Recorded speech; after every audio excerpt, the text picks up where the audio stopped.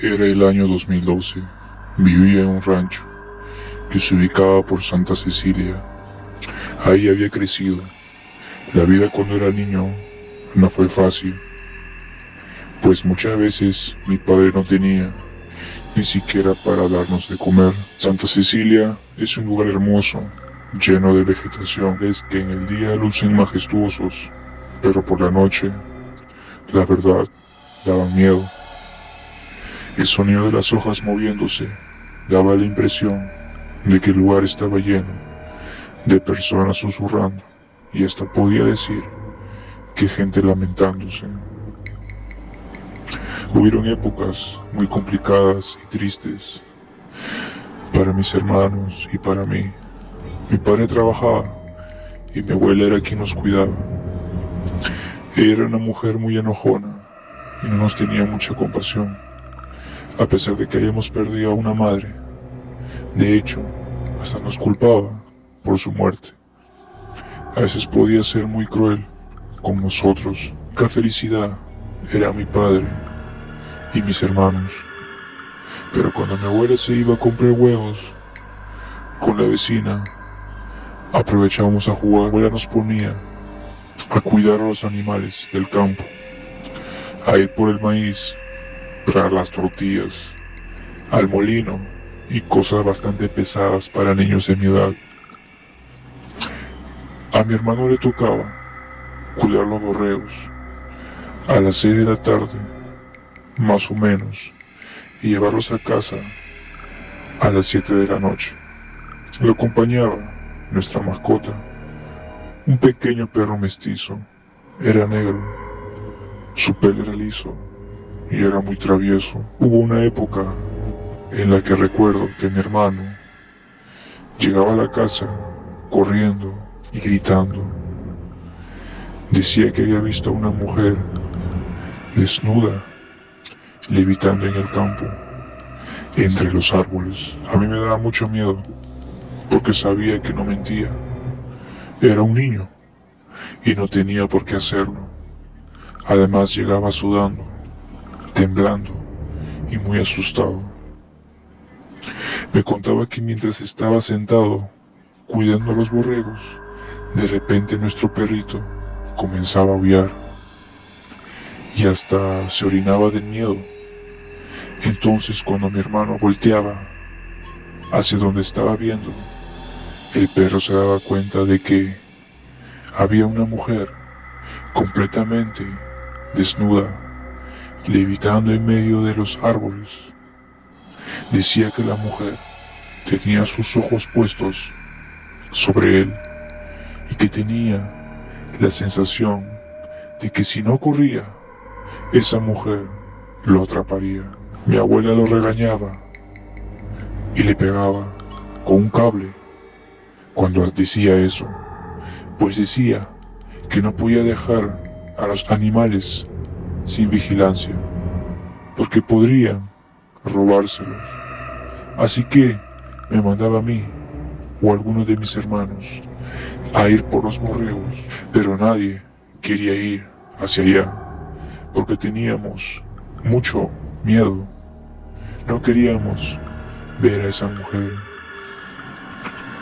Entonces decidíamos ir, mis hermanos y yo, por los borregos, para que la abuela no descargara su enojo con nosotros, pegándonos también.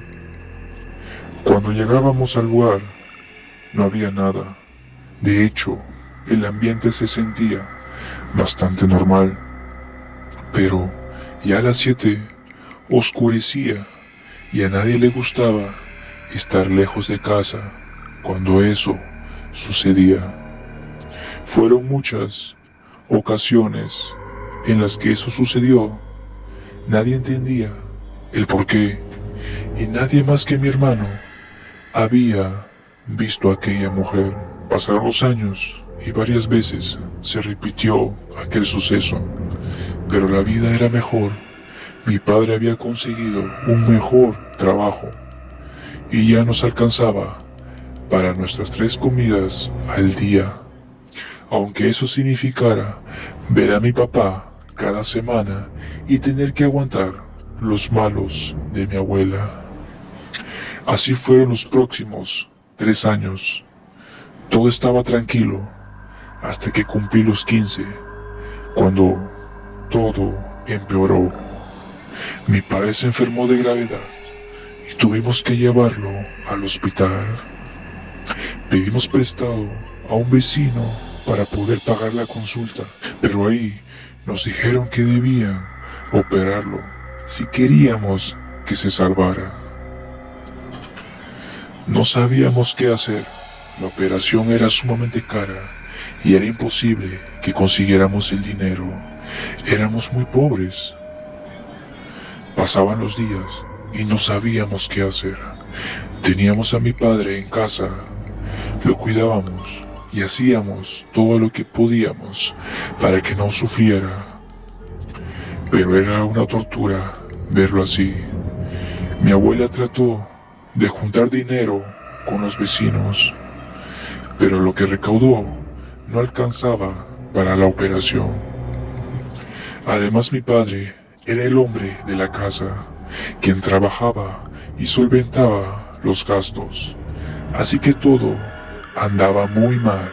Un día, mi hermano me dijo que debía ir al campo a resolver unas cosas, y la verdad, yo no le tomé importancia. Al cabo de unas horas, cuando ya había caído, la noche volvió. Nos dijo que preparáramos a mi padre, que lo llevaríamos al hospital para que al día siguiente lo operaran. Todos estábamos sorprendidos y le preguntamos que si había conseguido el dinero y dijo que sí, pero cuando le preguntamos que de dónde lo había sacado, nos dijo que eso era lo de menos. Preparamos todo y los vecinos, quienes tenían una camioneta muy vieja, nos llevaron al hospital más cercano. Todo el camino me pregunté que de dónde había sacado todo ese dinero mi hermano. No tenía sentido. Como ya había dicho, era casi imposible. Nadie en el pueblo tenía esa cantidad. Seguro mi hermano estaba metido en algo malo. Al día siguiente operaron a mi padre. Y mientras esperábamos que saliera, le pregunté a mi hermano en privado que de dónde había sacado el dinero. Él me dijo que eso no importaba, que lo importante era que nuestro padre estaría bien. También me dijo que en un año él cumpliría 18, que empezaría a buscar un trabajo para ayudar a la familia. Decidí ya no preguntar más, porque sabía que no me iba a decir, por más que insistiera. Pasaron los días y mi padre comenzó a recuperarse. Claro que debía pasar varios días recuperándose, pero todos estábamos más tranquilos y felices. Por un momento creí que le pasaría lo mismo que a mi madre. Todo estaba bien y al parecer nadie recordó preguntarle a mi hermano que de dónde había sacado ese dinero. Una tarde, mi hermano y yo salimos a buscar a nuestra mascota, nuestro pequeño perrito, porque se había escapado. Caminamos entre los grandes árboles y platicamos mucho, como cuando éramos niños, pero después de un buen rato nos percatamos que entre todos esos árboles había unas carpas, ropa tirada e incluso armas. Mi hermano me dijo que seguramente eran de algún cartel que sus amigos le habían contado que ya habían llegado a Bella Vista y que estaban reclutando gente. Yo me asusté y le dije que nos fuéramos de ahí. Él asintió moviendo la cabeza, pero se quedó unos minutos más mirando. Parecía que no había nadie. Le toqué el hombro y le repetí que debíamos irnos. De regreso, tuvimos la suerte de encontrar a nuestra mascota, así que todo había valido la pena. Cada día parecía mejor para nuestra familia. Después de eso, hasta que un día algo cambió, me di cuenta de que mi hermano salía cada vez más y llegaba muy tarde. Él decía que era porque estaba buscando trabajo, pero yo lo conocía bien y sabía que algo pasaba más que eso. Una noche, mientras esperaba a mi hermano, me quedé dormido y en mis sueños lo vi. Estaba frente a frente con esa mujer que describía que veía cuando iba a cuidar a los borregos. Yo nunca la había visto, pero en mi sueño me decía que era ella. Pero unos segundos después, algo me despertó. Era mi hermano Beto, quien movía con fuerza. No lograba verlo muy bien por la oscuridad, pero noté que estaba llorando y una gota de su sudor cayó en mi brazo. Le pregunté que si estaba bien y él me dijo que no. Me dijo que saliéramos y que afuera podría contarme. Salimos y nos alumbramos con una vela. Hacía mucho frío, el viento pegaba en la cara y la neblina daba un aspecto terrorífico al campo. Nos sentamos en unos troncos y le pregunté qué estaba pasando. Él me dijo que solo me contaría porque tenía confianza en mí y que sabía que no le diría a nadie. Además, dijo que no podía más. Lo escuché con atención y comenzó a contarme que cuando mi padre había enfermado, tenía mucho miedo de que le pasara lo mismo que a mi madre y que él sabía que no podía soportar estar así, que quería ayudar a encontrar la solución para conseguir el dinero.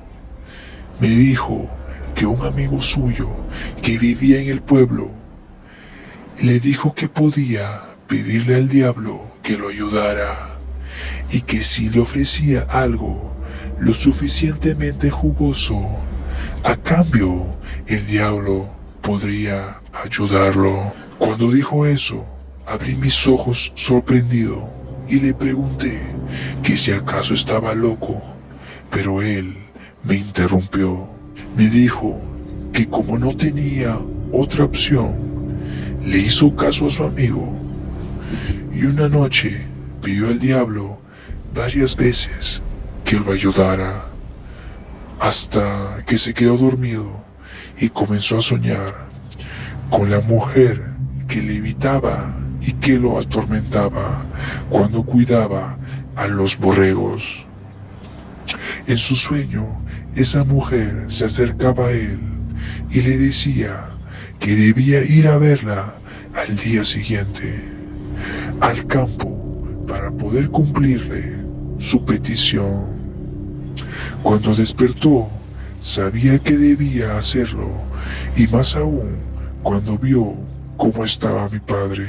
Con miedo, fui al lugar donde siempre veía a esa mujer, a la misma hora en la que lo mandaban a cuidar a los borregos, y esperó unos minutos muriéndose del miedo. En el momento en que estaba decidido a irse, escuchó algo entre los árboles, y cuando entrecerró los ojos para ver mejor, se dio cuenta de que era aquella mujer acercándose poco a poco a él. El terror se estaba apoderando de sus piernas y quería huir corriendo de ahí, pero el deseo de ver a bien a nuestro padre pudo más y aún con lágrimas en sus ojos se quedó. Me contó que esa mujer se veía 1000 veces más espantosa de cerca, que en sus ojos había dientes y que en su boca sangre y tenía un olor putrefacto. Estaba desnuda y su piel era casi verdosa. La mujer le dijo con una voz de otro mundo que el Satanás la había mandado y que le concedería el favor solo si él le daba un sacrificio humano. El dinero que necesitaba estaba enterrado justo ahí, pero si lo tomaba debía estar consciente de que debía entregar su sacrificio. Pero si lo tomaba y no entregaba lo que el diablo le pedía, entonces uno de nuestros hermanos moriría e iría directo al infierno. En el momento en que quise interrumpir a mi hermano, él me dijo que lo dejara terminar y siguió con su relato contándome que como no tenía idea de qué hacer, desenterró el dinero, que era justamente lo que necesitaba para la operación de nuestro padre, y que aunque tenía miedo, sabía que debía cumplirle al diablo. No quería que se cobrara solo con alguien de su familia.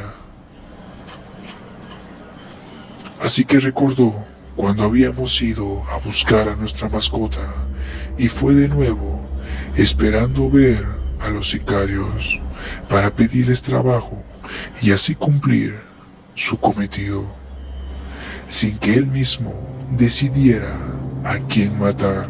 Esas personas le dieron el trabajo y le dijeron que debía matar al dueño de una miscelánea en la ciudad, porque no había querido pagar derecho de piso. Mi hermano estaba decidido a hacerlo. Sabía que no tenía opción, pero cuando estuvo frente a frente con esa persona, se dio cuenta de que le iba a costar mucho. Llevaba una capucha que escondía su rostro y con lágrimas en los ojos le dijo al Señor que él no quería hacerlo, pero que no tenía opción, y lo llevó hasta una de sus bodegas y lo mató, mientras todos sus trabajadores escuchaban. En el momento en que mi hermano terminó la última palabra, le grité que si acaso estaba loco. Era imposible que todo lo que me estaba contando fuera real. Simplemente no podía creerlo. Mi hermano me abrazó y comenzó a llorar. Me dijo que lo sentía, pero que no tuvo opción. Era la única manera en la que el diablo no se llevaría a alguien de la familia. Viendo cómo se encontraba, le dije que no se preocupara, que solo debía dejar de ir con esas personas que lo mandaron a matar a ese pobre hombre, y que haríamos como si nada hubiera pasado.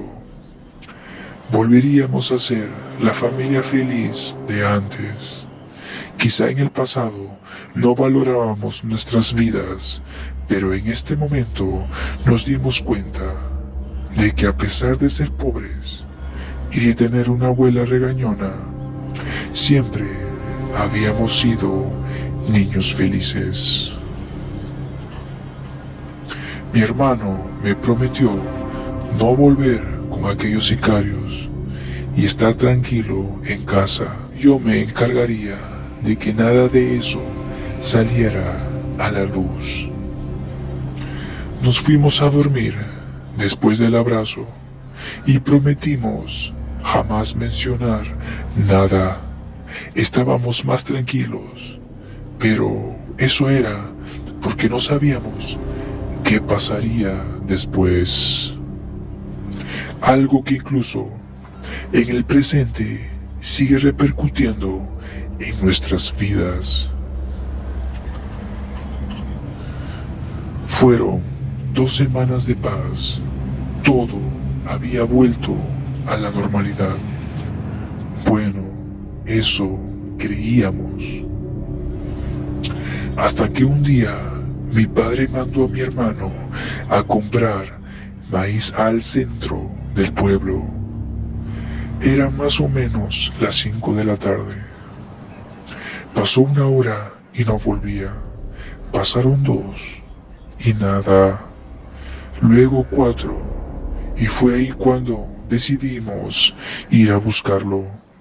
Pero cuando llegamos a la tienda del centro nos dijeron que mi hermano no había estado ahí. Me asusté y comencé a preguntar en los alrededores, pero nada. Mis hermanos, al verme tan preocupado, estaban totalmente confundidos. Me dijeron que me mantuviera tranquilo, que seguro Beto se había ido con algún amigo a jugar fútbol o algo así. Pero yo no les escuchaba, solo pensaba en la mujer levitando en el campo, el pacto que mi hermano había hecho con Satanás y en el cartel que habitaba en nuestra aldea. Mi hermano corría peligro y yo no quería que nada malo le sucediera. Como ya no sabíamos dónde más buscar, regresamos a casa y mi abuela me dijo que probablemente él regresaría borracho o con una buena excusa. Parecía que no estaba preocupada, pero en la noche la escuché orar por él. Pasó toda la noche y mi hermano no llegó.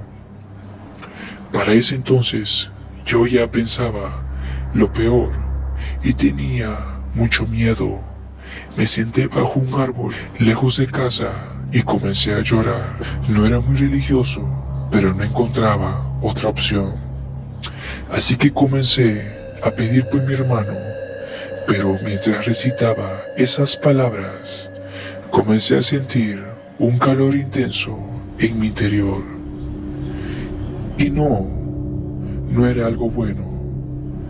Paré la oración y después de pensar un buen rato, caminé hacia mi casa esperando que cuando llegara mi hermano ya estuviera ahí.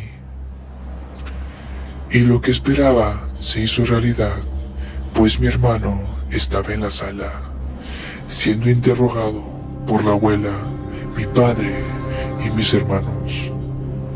Solo escuché que dijo que estaba bien, que había encontrado a un viejo amigo y lo había invitado a su casa en la ciudad. Y como le llegó la noche, se tuvo que quedar. Lo reprendieron diciéndole que jamás volviera a hacer algo así, pues nos tenía a todos preocupados. Cuando mi hermano entró al cuarto, le pregunté qué le había pasado. Le dije que no me creía la historia de que se había ido con un amigo. Me miró con tristeza y me dijo que saliéramos a hablar. Al llegar a un lugar más tranquilo, me contó que antes de llegar a la tienda del centro, varios hombres encapuchados lo interceptaron, le cubrieron la cara y lo subieron a una camioneta. Y estando en el destino, comenzaron a golpearlo, pero solo en lugares en donde no se notara. como en el estómago, las piernas y el pecho. Después le cortaron un dedo del pie y luego le pusieron alcohol. Dice que jamás había sentido tanto dolor en su vida. Se quitó el zapato y me mostró su pie. Luego se alzó la playera y estaba todo lleno de moretones. Inevitablemente comencé a llorar y él me abrazó. Era mi mejor amigo, mi hermano, y me dolía que estuviera pasando por todo eso. Él trató de calmarme. Me dijo que no pasaba nada, que ya estaba resuelto. Me contó que uno de los más pesados del cartel había hablado con él y que le había dicho que no podía simplemente desaparecerse y hacer como si nada. Si ya había entrado a ese mundo, jamás podía salir. Solo muerto de ver su expresión de miedo, de resignación y de tristeza. Esa tarde nos tiramos en el pasto, sabiendo que nada volvería a ser igual jamás. Pasaron los años y mi abuela murió. Ella jamás supo que su nieto era parte de los sicarios del pueblo, y eso era un alivio. Luego yo me vine a vivir a la ciudad y me traje a mi padre. Encontré un trabajo bastante decente en una fábrica de zapatos. Hermanos, igual. Dejamos el pasado en aquel ranchito hermoso que un día nos vio nacer. Todos menos mi hermano.